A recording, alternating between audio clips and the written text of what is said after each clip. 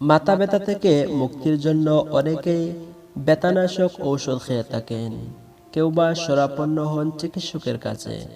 কিন্তু অতিরিক্ত ব্যথানাশক ঔষধ স্বাস্থ্যের পক্ষে ভালো নয়।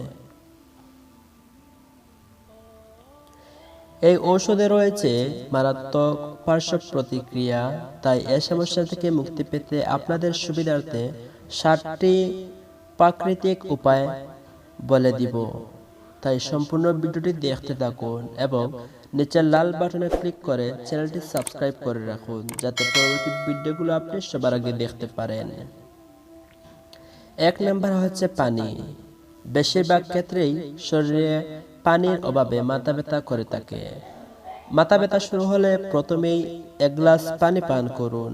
এরপর ধীরে ধীরে অল্প অল্প করে পানি পান করতে থাকুন। এই সময় অন্য কোনো পানীয় পান করবেন না। 2. Ice pack. মাথা ব্যথা শুরু হলে মাথার উপর আইস প্যাক ধরে রাখুন।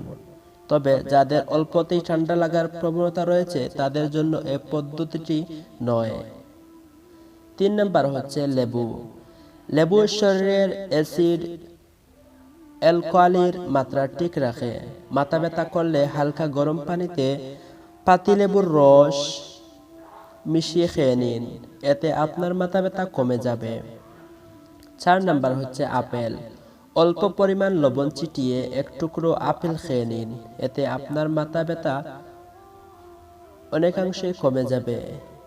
5 নম্বর হচ্ছে মেন্থল। মাইগ্রেনের ব্যথা দূর করতে আদর্শ হচ্ছে মেন্থল। মাথা ব্যথা দূর করতে অনেক আগে থেকেই মেন্থল ব্যবহার করা হয়।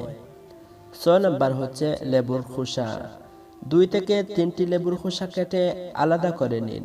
তারপর লেবুর খোসা বেটে ঘন পেস্টের মতো তৈরি করে বামের মতো কপালে লাগান, এতে আপনার ব্যথা দূর হয়ে যাবে।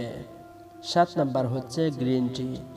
গ্রিন টি এর অ্যান্টি ইনফ্ল্যামেশন এবং অ্যান্টিঅক্সিডেন্ট উপাদান খুব দ্রুত মাথা ব্যথার হাত থেকে মুক্তি দেয়।